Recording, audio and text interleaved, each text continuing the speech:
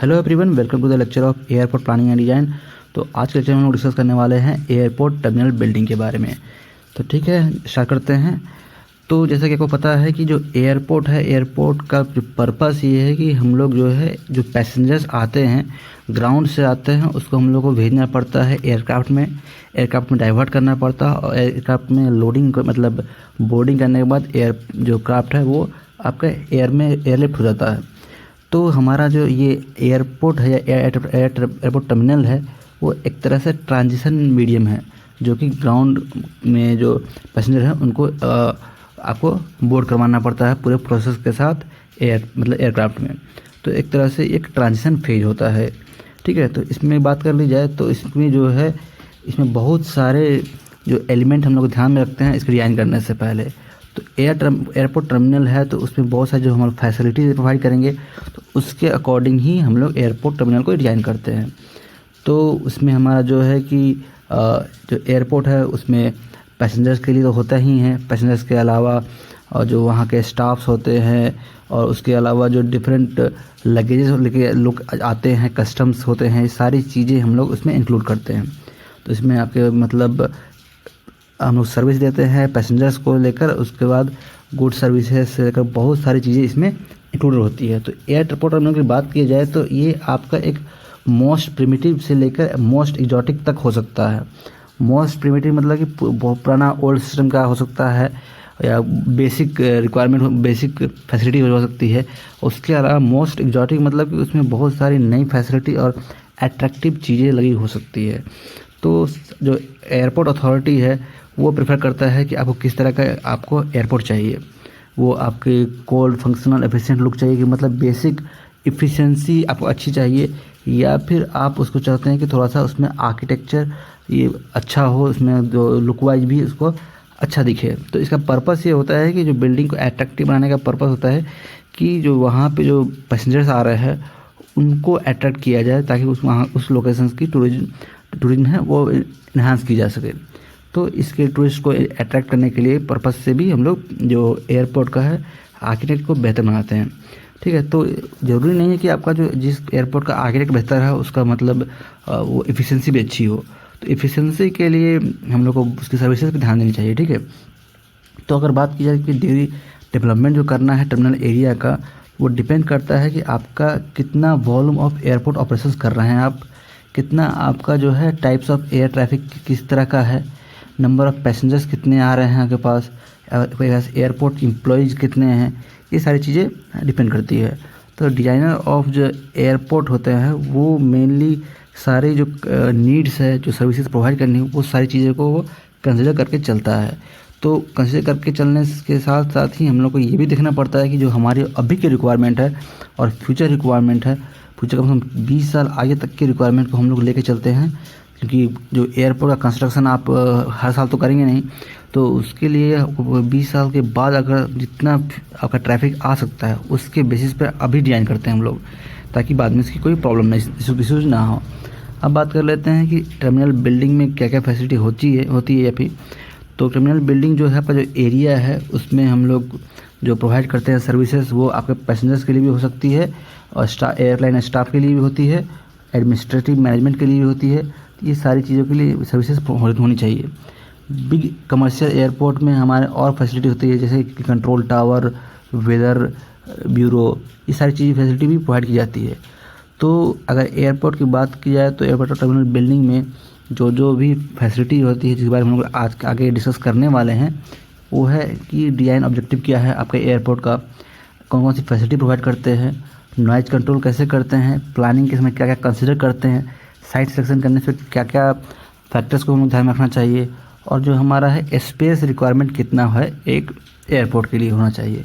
ये सारी चीज़ें को हम लोग इस लेक्चर में डिस्कस करेंगे। ठीक है, तो स्टार्ट करते हैं डिज़ाइन ऑब्जेक्टिव से। तो डिज़ाइनर जो है पैसेंजर टर्मिनल का, उसको कंसिडर करना पड़ता है, बहुत सारे एस्पेक्ट को, बहुत सारे चीज़ों को ध्यान में रख के चलना पड़ता है। तो जिसकी वजह से जो भी आपका एयरपोर्ट प्लान होके आए, डिज़ाइन होके आए, वो सबके लिए मतलब एफिशिएंट रहे, वो सबके लिए सर्विसेबल रहे। तो बात की जाए तो कि कौन कौन से ऑब्जेक्टिव को फुलफ़िल करना चाहिए, तो सबसे प्रायोरिटी आपकी होती है एयरलाइन ऑब्जेक्टिव। क्योंकि जो आपका जो एयरक्राफ्ट है, एयरक्राफ्ट में जो पूरा एयरक्राफ्ट का पूरा एयरलाइंस है, उसका जो स्टाफ है, मैनेजमेंट है, उसको उसके लिए आप सर्विसिंग के लिए उसके लिए फैसिलिटी हमारे पास होनी चाहिए।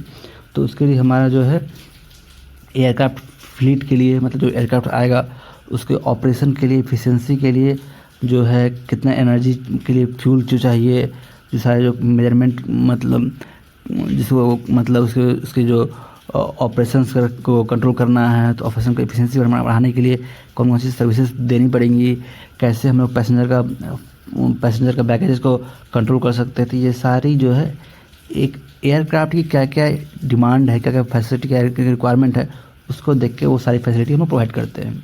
क्योंकि हम लोग का बेसिक पर्पस आपको एयर सर्विस प्रोवाइड करना है।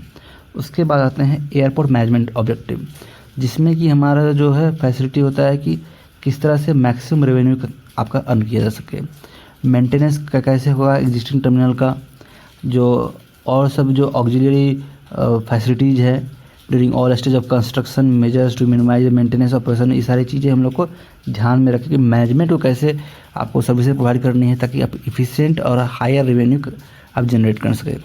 नेक्स्ट है कम्युनिटी ऑब्जेक्टिव। इसमें जो है इंक्लूड होता है coordination with existing and plan of airport highway system, rendering a unique and appropriate expression impression of community, provision of harmonious architectural feature. तो जब आपके पास एयरलाइन के ऑब्जेक्टिव फुलफिल कर लेंगे, आप जो मैनेजमेंट की ऑब्जेक्टिव फुलफिल कर लेंगे, तो अब आती है कि आपका जो एयरपोर्ट है उससे रिलेटेड जो हाईवे सिस्टम है उसको कैसे आप प्लान कर रहे हैं, और उसके अलावा फ्यूचर में आप किस तरह से आप एक्सपैंड करेंगे उसको भी ध्यान में रखना पड़ेगा, और कैसे उस रीजन की क्या खासियत है, उस पर क्या ऐसी उस लोकेशन की कम्युनिटी की क्या ऐसी चीज़ें हैं जो आप इसको शो करना चाहते हैं एयरपोर्ट में, वो सारी चीज़ें भी हम लोग शो करते हैं आर्किटेक्चरल फीचर्स के थ्रू। अब बात आती है पैसेंजर्स ऑब्जेक्टिव। पैसेंजर्स के लिए आपको पूरी उनके कन्वीनियंट के लिए पार्किंग फैसिलिटी देनी पड़ेगी। पार्किंग फैसिलिटी के अलावा उसका जो है आपका सेपरेशन, प्लानिंग डिप्लानिंग, रोडवे कहाँ से आपका कहाँ पे जो पैसेंजर्स है वो कार से कहाँ तक आएंगे, फिर इस बात कहाँ कैसे वो आगे मूवमेंट करेंगे, ये सारी चीज़ें फैसिलिटी होनी चाहिए। सारे सिस्टम, सारे साइन, सारी चीज़ें, सारी फैसिलिटी पैसेंजर्स के लिए कन्वीनियंट और उनके कंफर्ट के लिए ये सारी फैसिलिटी हमें प्रोवाइड करनी पड़ती है। तो अगर हम लोग डिस्कस करें कि कौन कौन सी फैसिलिटी प्रोवाइड करनी चाहिए टर्मिनल बिल्डिंग में, तो वो डिपेंड करता है कि किस तरह का यहाँ पे एयरपोर्ट है, वो उसका क्या फंक्शनल रोल है। ठीक है, तो अकॉर्डिंग टू इसे क्लासिफिकेशन हम लोग इसको 3 पार्ट में क्लासीफाई कर सकते हैं कि आपका जो एयरपोर्ट है वो किस तरह का एयरपोर्ट है। वो पहला हो सकता है कि ऑरिजिनेटिंग या टर्मिनेटिंग स्टेशन हो सकता है, मतलब जहाँ से जो है आपका जो एयरक्राफ्ट है उसकी जर्नी वहाँ से स्टार्ट होती है या फिर टर्मिनेट होती है। तो एयरपोर्ट में वैसा एयरपोर्ट जहाँ पे किसी मतलब एयरक्राफ्ट की जर्नी स्टार्ट होती है या एंड होती है, तो वहाँ पे मेंटेनेंस की सुविधा होनी चाहिए। तो मेंटेनेंस के लिए भी वहाँ पे थोड़ा एक्स्ट्रा फैसिलिटी रिक्वायर्ड होगा, तो वो आपको ध्यान में रख के आपको कंस्ट्रक्ट करना पड़ेगा। ठीक है, नेक्स्ट है थ्रू स्टेशन। थ्रू स्टेशन मतलब कि वैसे लोकेशन जहाँ पे आपका जो है एयरक्राफ्ट है वो एक लोकेशन से दूसरे लोकेशन जाना है, तो बीच में वो एयरपोर्ट पड़ता है, तो वहाँ पे आपका जो एयरक्राफ्ट है वहाँ पे रुकेगा, फिर वहाँ से मूव करेगा। तो उसके लिए ज़्यादा मतलब एयरक्राफ्ट मेंटेनेंस की ज़्यादा फैसिलिटी रिक्वायरमेंट जरूरत नहीं होती है, लेकिन अगर हो सकती है तो उसमें रिफ्यूलिंग करने के लिए या फिर और सब फैसिलिटी हम लोग प्रोवाइड कर सकते हैं। ठीक है, तो थ्रू पैसेंजर्स जो है तो यहाँ पे ज़्यादा पैसेंजर यहाँ पे मतलब ओरिजिनेट होते नहीं हैं, तो इसमें थोड़ा आपका एयरपोर्ट थोड़ा स्मॉल भी हो, उतना अच्छा क्वालिटी की नहीं भी हो तो भी चलता है। ठीक है, ज़्यादा फर्क नहीं पड़ता है। नेक्स्ट है आपका ट्रांसफ़र स्टेशन, मतलब कि ये उस तरह का टर्मिनल है जिसमें हाई परसेंटेज ऑफ पैसेंजर मतलब कनेक्टिंग फ़्लाइट में चढ़ते हैं आते जाते हैं। मतलब हो सकता है कि आपका एक एयरपोर्ट यहाँ पे हो, मान चलिए वो दिल्ली एयरपोर्ट है, उसके बाद यहाँ पे गुवाहाटी एयरपोर्ट है, एक यहाँ पे कोलकाता एयरपोर्ट है। तो अगर आप वैसा लोकेशन जैसे मान लीजिए कोलकाता स्टेशन, जहाँ पे दिल्ली से आपको कहीं पे गुवाहाटी जाना हो तो वहाँ पे ट्रांसफ़र कर सकते हैं, दिल्ली से चेन्नई जाना तो वहाँ से जा सकते हैं, दिल्ली से मुंबई जाना हो या फिर दिल्ली से कहीं और लोकेशन में जाना हो, यहाँ पे जो है मैक्सिमम आपका ट्रांसफ़र होता है। मतलब एक फ़्लाइट से जो मतलब पैसेंजर आए, फिर वहाँ से वो कनेक्टिंग फ़्लाइट में डिफरेंट लोकेशन पे चले गए। तो उसके लिए हमें जो है ये ध्यान रखना पड़ेगा कि हमारे पास इतने पैसेंजर डेली आते हैं, इतने घंटे का मतलब हॉल्टेज होता है, इतने घंटे का हॉल्टेज में पैसेंजर वहाँ पे पूरे एयरपोर्ट में ही रहने वाले हैं। तो एयरपोर्ट में रहने वाले हैं तो उसके अकॉर्डिंग एयरपोर्ट को आपको बनाना पड़ेगा, मैंने प्लानिंग करनी पड़ेगी ताकि वो जो सारे पैसेंजर है उसको आप प्रॉपर मैनेज कर सकें। तो इसके लिए जो भी रिक्वायरमेंट है, मतलब पार्किंग, टिकटिंग, बैगेजिंग, उसके बाद उसे कंफर्ट के लिए, आपका वेटिंग के लिए, और उसके मतलब फूडिंग लॉजिंग के लिए आप जो फैसिलिटी प्रोवाइड करना चाहते हैं वो सब करनी पड़ती है ट्रांसफ़र स्टेशन में। ठीक है, नेक्स्ट बात कर लेते हैं कौन कौन सी फैसिलिटी हमारे पास एयरपोर्ट पे होती है। तो ये देखा गया है कि आपको इन जनरल जो सर्विसेज जो प्रोवाइड की जाती है बिग सिटीज़ में, वो सारी हमारे फैसिलिटी एयरपोर्ट टर्मिनल में होनी चाहिए ताकि मतलब पैसेंजर्स को किसी तरह की असुविधा ना हो। ठीक है, तो इसमें जो डिफरेंट फैसिलिटी वो डिस्कस कर लेते हैं। फर्स्ट है, पहले तो बैंक्स होने चाहिए विद फॉरेन एक्सचेंज डेस्क, मतलब कि वहाँ पे ये एयरक्राफ्ट है या एयर ट्रांसपोर्ट है वो एक डिफरेंट कंट्रीज को कनेक्ट करने का काम करता है। तो डिफरेंट कंट्री में डिफरेंट आपके मतलब करेंसी इस्तेमाल होते हैं, तो करेंसी एक्सचेंज के लिए फैसिलिटी होनी चाहिए। बाथ और शावर फैसिलिटी होना चाहिए जो थक गए हैं पैसेंजर्स के लिए। बुक शॉप, न्यूज़पेपर सेल, ये सब चीज़ें होनी चाहिए। क्लॉक रूम होने चाहिए कि अगर आप कुछ टाइम के लिए आप कुछ अपना इंपॉर्टेंट सामान जमा करना चाहते हैं तो वो सारी चीज़ें होनी चाहिए। ठीक है, जनरल इंफॉर्मेशन डेस्क होना चाहिए टूरिस्ट के लिए। Medical shop, selling toilet, perfumes, sunglasses, मतलब थोड़ी सी ये लग्जरियस गुड्स के सामान भी आप सेल कर सकते हैं। Medical unit, first aid, passengers के सारे ट्रीटमेंट की सुविधा होनी चाहिए, खासकर जो हार्ट अटैक वाले या फिर प्रीमेच्योर बर्थ वाले पैसेंजर्स होते हैं उनके लिए। पोस्ट ऑफिस की सुविधा होनी चाहिए, टेलीफोन कॉल्स, केबल्स की होनी चाहिए। रेस्टोरेंट, स्नैक्स, मतलब कि फूडिंग की व्यवस्था होनी चाहिए। रेस्टरूम की व्यवस्था होना चाहिए। सोना, मसाज या फिर थोड़ा सा एक्स्ट्रा आप थोड़ा लग्जरियस फैसिलिटी प्रोवाइड करना चाहते हैं तो वो भी अगर आप देना चाहते हैं तो डिपेंड करता है कि आप किस लोकेशंस पे हैं, आपका कोई बड़े सिटीज़ के पास है या फिर स्मॉल सिटी के पास है। Space for custom, immigration, duty free off, health services, inspection of passenger, crew, baggages, aircraft, ये सारी चीज़ें भी हम लोगों को प्रोवाइड करनी पड़ती है। नेक्स्ट है space for nursing mothers, whether they can wash and change their baby feed, मतलब कि मतलब बच्चों के लिए भी या फिर और जो इन्फेंट बेबी होते हैं उनके लिए भी सारी जो फैसिलिटी प्रोवाइड करनी पड़ती है। नेक्स्ट है stall keeping, a selection of item, stationery, small gifts, games, toy, ये सारी चीज़ें भी प्रोवाइड की जाती है। टॉयलेट्स तो होनी चाहिए हर फ्लोर पे, और खासकर डिसेबल पैसेंजर्स के लिए भी ध्यान में रख के ये सब प्लान की जाती है। ठीक है, तो ये सारी चीज़ें हमारा जो है फैसिलिटी हमारे पास होनी चाहिए एयरपोर्ट पे। अब बात करते हैं नॉइज़ कंट्रोल की। तो हम लोग जानते हैं कि जो एयरक्राफ्ट है उसका आपका अगर जहाँ से इसकी जर्नी स्टार्ट होती है, जब जैसे वो टेकअप करता है या फिर लैंड करता है, तो उसकी वजह से बहुत ज़्यादा नॉइज़ क्रिएट होता है। और नॉइज़ क्रिएट होने की वजह से मतलब टर्मिनल बिल्डिंग में जो पैसेंजर है उनको प्रॉब्लम आ सकती है। तो उसको पैसेंजर को प्रॉब्लम ना आए इसलिए कोशिश की जाता है कि हम लोग ऐसे मटेरियल से पूरा कवर करें पूरे एयरपोर्ट टर्मिनल को जो कि नॉइज़ प्रूफ हो। ठीक है, और उसके अलावा जो सबसे मेन इंपॉर्टेंट चीज़ होता है, इंपॉर्टेंट सेक्शन होता है, वो है रूम ऑफ कंट्रोल टावर, जहाँ से सारा कंट्रोल होता है एयरक्राफ्ट का। तो उनको पूरी तरह से साइलेंट लोकेशन होनी चाहिए ताकि वो इजीली कम्युनिकेट कर सके और इजीली अपने मतलब इन्फॉर्मेशन शेयर कर सके। तो उसे लोकेशंस पर हम लोग नॉइज़ प्रूफ मटेरियल का इस्तेमाल करते हैं और कोशिश करते हैं कि पूरी तरह से नॉइज़ कंट्रोल में रहें। नेक्स्ट बात कर लेते हैं प्लानिंग कंसिडरेशन की। तो बेसिकली दो तरह के प्लानिंग का कॉन्सेप्ट होता है कि किस तरह से कम्युनल बिल्डिंग को प्लान करना है। एक होता है सेंट्रलाइज सिस्टम।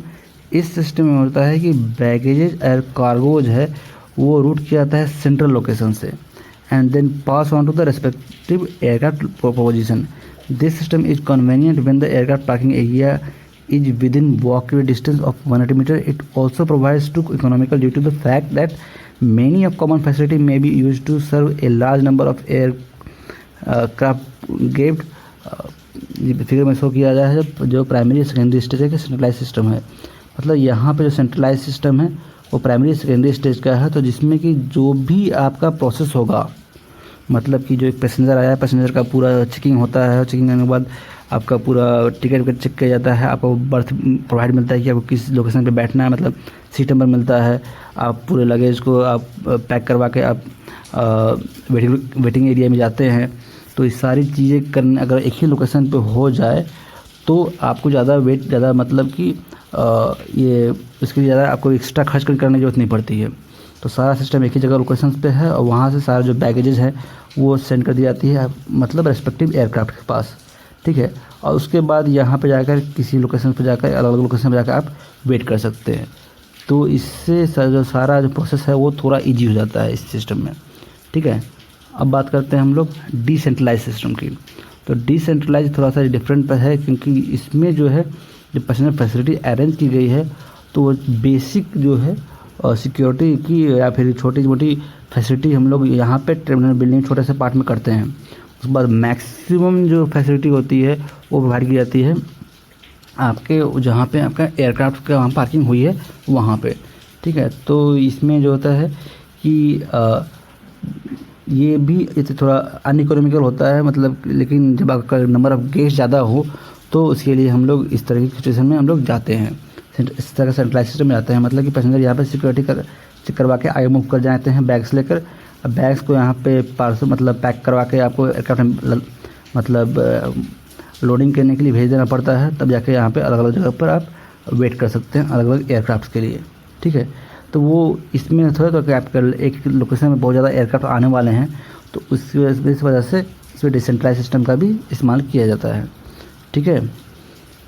अब है तो सेंट्रलाइज सिस्टम में था कि हमारा जो भी सारा प्रोसेस है वो हमारा सारी जो चेकिंग होगी वो एक टर्मिनल बिल्डिंग में ही होती है। लेकिन डिसेंट्रलाइज में सारी जो फैसिलिटी है बस बेसिकली सिक्योरिटी चेक होता है टर्मिनल बिल्डिंग में और उसके बाद बाकी जो चीज़ें होती हैं वो होती थी आपके जस्ट जहाँ पे आपके एयरलाइंस के एयरक्राफ्ट्स हैं वहाँ पे। अब है जो डिसेंट्रलाइज सेंट्रलाइज सिस्टम है ये मतलब वैसे लोकेशंस के लिए है कि जहाँ पे फ्यूचर एक्सपेंशन के जो चांसेस है बहुत ज़्यादा है, मतलब कम है फिर भी आप इस्तेमाल कर सकते हैं इजीली, और जो फ्यूचर में एक्सपैंड होगा तो भी ज़्यादा इश्यूज़ नहीं आएंगे इसमें, कि जो फैसिलिटी आपकी टर्मिनल बिल्डिंग में थी वो फैसिलिटी वहाँ पर रहेगी ही, और उसके बाद आप एक्स्ट्रा फैसिलिटी आप प्रोवाइड कर सकते हैं उसके डिफरेंट लोकेशंस पर। डिफरेंट आपको ये डेडिकेटेड बना सकते हैं कि ये आपका जो पोर्शन है वो इसी एयरलाइंस के लिए रहेगा, दूसरे एयरलाइंस के लिए रहेगा। सारा सिक्योरिटी चेक और तो जो मूवमेंट होगा पैसेंजर्स का लगेजेस का वो उसके लोकेशंस पे होगा। तो डिसेंट्रलाइज सेंट्रलाइज सिस्टम में होता ये है कि हमारा जो मेन फोकस होता है कि जो भी आपका जो फैसिलिटी है जो भी ऑपरेशंस है तो कुछ ऑपरेशन टर्मिनल बिल्डिंग में ही हो जाए और बाकी ऑपरेशंस होता है वो जो आपके डिफरेंट लोकेशंस पे हो। तो इस तरह की फैसिलिटी होती है, और बाकी जो डिफरेंट फैसिलिटी होती है वो हम लोग हर लोकेशन में प्रोवाइड करते हैं, जैसे शॉपिंग के लिए, आपके फूडिंग के लिए, ताकि ज़्यादा कहीं पे आपका कहीं पे कंजेशन क्रिएट ना हो और किसी तरह का डिस्कम्फर्ट ना हो। तो इसका जो बेसिक एडवांटेज है कि आपका सेंट्रलाइजेशन ऑफ एमिनिटीज।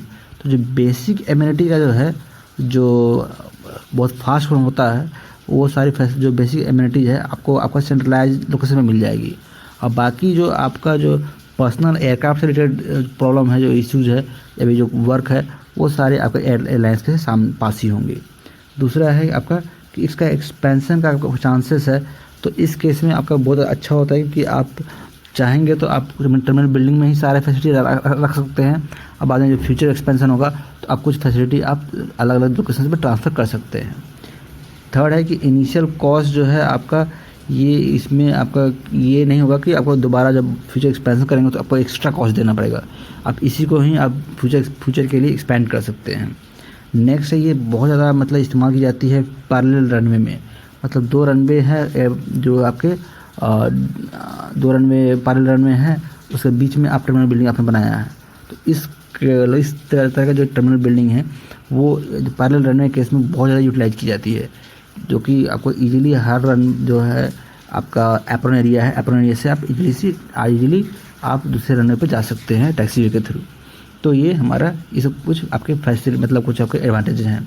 अब बात कर रहे थे साइट सिलेक्शन की। तो एयरपोर्ट का टर्मिनल बिल्डिंग है वो किस लोकेशन पे हम लोग का वो सिचुएटेड होना चाहिए वो डिपेंड करता है कुछ फैक्टर्स पर, वो डिस्कस कर लेते हैं। तो पहली बात है कि ये जो हमारा एयरपोर्ट टर्मिनल बिल्डिंग है वो रनवे के सेंट्रली लोकेटेड हो तो बेहतर होता है, क्योंकि आपको ज़्यादा मूवमेंट नहीं करना पड़ेगा। उसके बाद ये जो टर्मिनल बिल्डिंग है वो हाईवे से इजीली एक्सेसिबल हो, कनेक्टेड हो, ये बहुत ज़रूरी है। उसके बाद इतना मतलब प्रोविज़न होना चाहिए कि हमारे पास स्पेस होना चाहिए कि ताकि फ्यूचर में एक्सपेंड कर सकें हम लोग। उसका ओरिएंटेशन ऐसा होना चाहिए ताकि विंड का कहीं पे रुकाव ना हो और विंड के जो मूवमेंट हो उसमें किस तरह का चेंज ना आए। अगर विंड के डायरेक्शन में चेंज आएगा तो आपके जो है एयरक्राफ्ट के ऑपरेशन में प्रॉब्लम आ सकती है। तो किसी तरह टॉपोग्राफिकल फीचर्स ऑफ जो है एरिया के उसमें चेंजेस हम लोग को मतलब किसी तरह का कॉन्फ्लिक्ट क्रिएट नहीं करना है या फिर किसी तरह का हम लोग को डिस्कम्फर्ट नहीं करना है। नेक्स्ट है कि जो है हमारा जो एडिक्वेट स्पेस हो ताकि जो पैसेंजर्स आ रहे हैं पार्किंग मतलब व्हीकल से उनकी पार्किंग के लिए फैसिलिटी होनी चाहिए। या फिर नेक्स्ट है कि साइड जो है वैसा होना चाहिए जहाँ से आप इजीली ड्रेनेज कर सके, ज़रूरत सारा जो भी पानी है वो निकाल सके, रेन वाटर है या स्टॉर्म वाटर है, जो भी यूटिलिटीज़ है जैसे वाटर, सीवेज, टेलीफोन, इलेक्ट्रिसिटी, वो सब एक्सेसिबल हो ईजिली। अब बात कर लेते हैं स्पेस रिक्वायरमेंट की। तो स्पेस कितना चाहिए आपके पूरे टर्मिनल बिल्डिंग के लिए वो डिपेंड करता है कि हम लोग किस तरह की सर्विसेज प्रोवाइड करना चाहते हैं और कितना आपका में आपका पैसेंजर्स का ट्रैफिक आता है, कितने लोग आते हैं। तो FAA के अकॉर्डिंग जो है अगर आपका एनुअल जो प्लांट पैसेंजर हैं वो 1000 है, साल भर में 1000 पैसेंजर आते हैं, तो 7.43 टू 11.15 मीटर स्क्वायर सा एरिया सफिशिएंट है आपको टर्मिनल बिल्डिंग बनाने में। वैसे तो 1000 पैसेंजर तो आएंगे नहीं कभी, इससे ज़्यादा ही आते हैं पूरे साल भर में, तो ये उससे आप मल्टीप्लाई कर सकते हैं जितने 1000 आएँ। 10,000 आएंगे तो 10 से मल्टीप्लाई कर सकते हैं, 20 आएंगे तो 20 से मल्टीप्लाई कर सकते हैं। तो अगर पूरे एरिया को अगर हम लोग क्लासीफाई करें कि कितना परसेंटेज एरिया में क्या होना चाहिए, तो 38% में आपका एयरलाइन ऑपरेशन होना चाहिए, 17% में एयरपोर्ट एडमिनिस्ट्रेशन, 30% में पब्लिक स्पेस के लिए हम लोग छोड़ सकते हैं और 15% हम लोग यूटिलाइज कर सकते हैं यूटिलिटी या फिर शॉप्स के लिए। ठीक है, तो अब बात किया जाए कि जो पूरा मूवमेंट होता है पैसेंजर्स का, तो वो पैसेंजर का मूवमेंट इसमें किस तरह होता है। एक स्मॉल डोमेस्टिक टर्मिनल बिल्डिंग की यहाँ पे एक जस्ट फिगर है, लेआउट है, जिसमें हम देख सकते हैं कि यहाँ पे रोडवे से यहाँ पे एंट्री करना होता है। एंट्री टिकट आप ले सकते हैं यहाँ पे, और यहाँ पे स्टेयर है मेजर 9 फ्लोर के लिए, मतलब कि सेकेंडरी फ्लोर के लिए। यहाँ पे मेनली ऑफिस स्टाफ के लिए होता है या फिर लगेजेस के चेक करने के लिए। बाकी यहाँ पे रेस्टोरेंट इंफॉर्मेशन सेंटर होता है, टॉयलेट्स होते हैं, शॉप्स होते हैं। उसके बाद सिक्योरिटी चेकिंग स्क्रीनिंग करना है, लगेज आपको जमा करनी है, और जो लॉबी में जाकर आपको वेट करना है। वेट करने के बाद आप जा सकते हैं एयरक्राफ्ट के पास। एयरक्राफ्ट में जाने के बाद जब वापस आते हैं आप एयरक्राफ्ट से आप लैंड करते हैं, तो यहाँ से एंट्री करना है और बैगेज को आपको यहाँ पे रिसीव करना है और यहाँ से एग्जिट कर जाना है। ये पूरा आपका फ्लो होता है।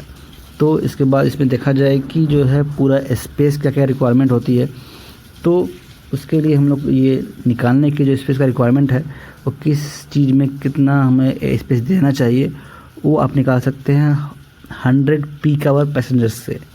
मतलब कि आपके जो अगर आप ग्राफ बनाएं, एक ग्राफ कि आपके जो पीक आवर जो है, जो सबसे ज़्यादा ट्रैफिक किस टाइम में था। 1 घंटा के लिए आपको मान के लिए आपको 10 लाख लोग आगे थे, 10 लाख तो बहुत ज़्यादा होता है, मतलब कि 50,000 मान के लिए 50,000 यहाँ पे पैसेंजर्स आ गए थे एक बार में 1 घंटे के लिए। उसके बाद कुछ आपका जो है दूसरे घंटे में आपका कुछ कम थे, तीसरे घंटे में कुछ कम थे। तो अगर इस ग्राफ बनाएं तो साल भर में जो है 365 डेज़ के लिए 24 आवर्स अगर आप मल्टीप्लाई करते हैं, जितने आवर्स हैं उनमें मैक्सिमम वो 100 आवर्स जिसमें मैक्सिमम ट्रैफिक था, तो वो ट्रैफिक का अगर आप 100 पीक आवर्स का जो ट्रैफिक है उसको हम लोग मल्टीप्लाई करते हैं आपके इस स्पेस में, इससे हम लोग निकाल सकते हैं कि कितना रिक्वायरमेंट है उस वहाँ पे उस फैसिलिटी का। ठीक है, तो आपका एयरलाइंस के लिए 20 मीटर स्क्वायर है, बैगेज के लिए 45 है।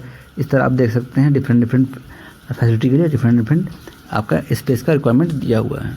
इससे हम लोग निकाल कर इसके अकॉर्डिंग हम लोग प्लान कर सकते हैं कि किस तरह से हमारी बिल्डिंग प्लान होनी चाहिए। अब लास्ट में हम डिस्कस कर लेते हैं पैसेंजर फ्लो के बारे में। तो पैसेंजर फ्लो के बारे में जस्ट इसके टिपिकल लेआउट से मैंने डिस्कस किया ही था, फिर मैं यहाँ डिस्कस कर दे रहा हूँ कि किस तरह से मूवमेंट होता है। सबसे पहले होता है कि जो एयरक्राफ्ट है, मतलब एयरपोर्ट है, उस पर जो पैसेंजर्स आते हैं तो मेजरली तो वो लोग अपने साथ टिकट लेके आते हैं। वो पहले आपको एंट्री करते हैं, आते हैं, अराइवल होता है बिल्डिंग में आने के बाद सारे एक बेसिक सिक्योरिटी चेक होता है। उसके बाद आपके पास टिकट है या नहीं वो चेक होता है। टिकट नहीं है तो आप टिकट ले सकते हैं। उसके बाद सेकेंड होता है चेक इन होता है। आपको जाकर आपका जो लगेजेस है वो चेक करवा कर आपको यहाँ पे सबमिट करना पड़ता है एक लोकेशंस पे, आपका जहाँ पे आपके एयरलाइंस का आपका सबमिट हो रहा है वहाँ पे। उसके बाद आपने वहाँ पे सबमिट कर दिया। उसके बाद आपको एक बोर्डिंग कार्ड मिलता है। टिकट जमा करने के बाद आपको मिलता है बोर्डिंग कार्ड। तो उसके बाद आपको अब जाकर वहाँ पे कहीं पे एक लोकेशन पे वेट कर सकते हैं बोर्डिंग कार्ड के साथ, ठीक है। तो आप उस लोकेशन पे जाकर, आपको डेडिकेटेड लोकेशन होता है जहाँ पे आप वेट कर सकते हैं, ठीक है। और उसके बाद लास्ट में जैसे अनाउंस होता है कि आपको जाना है, तो वहाँ पे जाकर आप सिक्योरिटी स्क्रीनिंग होता है। मतलब आपका शुरू में आपका लगेज की स्क्रीनिंग हुई ही है, आपने लगेज सबमिट कर भी दिया था, बस अपने साथ जो कैरी बैग लगेज लेके जा रहे हैं वो लेके जा सकते हैं आप। और उसके बाद सिक्योरिटी चेक में आपकी पूरी बॉडी, फुल बॉडी चेक होती है, जिसमें कि किसी तरह का आप शार्प टूल या फिर किसी तरह के आप वेपन लेकर नहीं जा सकते हैं, किसी तरह के आप स्मगल करने वाली चीज़ें लेकर नहीं जा सकते, जैसे ड्रग्स लेकर नहीं जा सकते। वो सारी चीज़ें चेक होती है अच्छी से। नेक्स्ट उसके बाद डिपार्चर होता है। उसके बाद आप जब एंट्री कर लेते हैं, मतलब अनाउंस होता है कि आपको, मतलब ये जो एयरक्राफ्ट है वो आपका टेकअप करने वाले हैं, इसके बाद आप जाके आप एंटर कर सकते हैं। तो उस समय आप अपने बोर्डिंग पास के साथ जाकर लाइन में आप वहाँ से पास कर सकते हैं चेक करवा कर।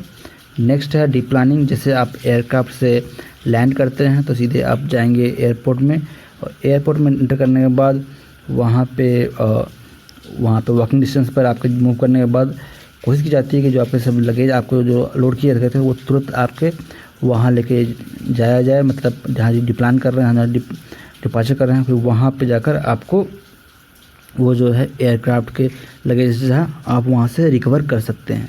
उसके अलावा अगर आप इंटरनेशनल फ़्लाइट से आ रहे हैं, आप किसी और कंट्री से आ रहे हैं, तो आपके सबसे इंपॉर्टेंट चेक होती है कस्टम चेक होती है कि आप कुछ एक्स्ट्रा मटेरियल तो लेकर नहीं आ रहे हैं, इसी कस्टम आपने कस्टम ड्यूटी आपने दिया नहीं है, कुछ आपने टैक्स दिया नहीं है, ये सारी चीज़ चेक होती है। तो बेसिकली जो हमारा प्रिंसिपल है कि हमारा जो फ्लो जो मेंटेन रखना है, उसके पीछे प्रिंसिपल ये है कि हमारा जो अराइवल और डिपार्चर हो वो थोड़ा दोनों सेपरेट होना चाहिए, ताकि किसी तरह का कॉन्फ्लिक्ट क्रिएट ना हो। एक्चुअली होता ये है कि एक एयरपोर्ट पे डिफरेंट कंट्री के, डिफरेंट कल्चर के, डिफरेंट कम्युनिटी के लोग आते हैं, तो इसमें कम से कम कॉन्फ्लिक्ट हो, कम से कम डिस्कम्फर्ट हो, तो ज़्यादा सबसे बेस्ट माना जाता है। नेक्स्ट है बैगेज डिलीवरी। तो होता ये है कि आपका जो बैगेज है वो, अगर आप एयरक्राफ्ट से लैंड करने के बाद आप एयरपोर्ट में एंटर करते हैं, तो उतने सिस्टम जिसमें जितना आपने पैदल ट्रैवल किया है, उतना टाइमिंग में कोशिश की जाती है कि जो आपके बैगेजेस हैं उसको भी ट्रांसफ़र करके ले आया जाए और आपको एक लोकेशन पे प्रोवाइड कर दिया जाए, ताकि आप वहाँ से अपने लगेजेस उठा सकें, ठीक है। तो ये सारी फैसिलिटी प्रोवाइड करनी पड़ती है। नेक्स्ट है इन्फॉर्मेशन जो है, जहाँ पे आप वेट कर रहे हैं वहाँ पे तुरंत टाइम टू टाइम अपडेट करते रहनी पड़ती है टेलीविज़न स्क्रीन के थ्रू, ताकि आपको पता चल सके कि आपका जो एयरक्राफ्ट है वो कब आपका मतलब टेकअप करने वाला है, और उसके अकॉर्डिंग आप तैयार रहें उसके लिए। नेक्स्ट है मूवमेंट आपको पूरा स्मूथ रखना पड़ता है कि आपको कम से कम मूवमेंट करने की ज़रूरत पड़े, उस कोशिश की जाती है।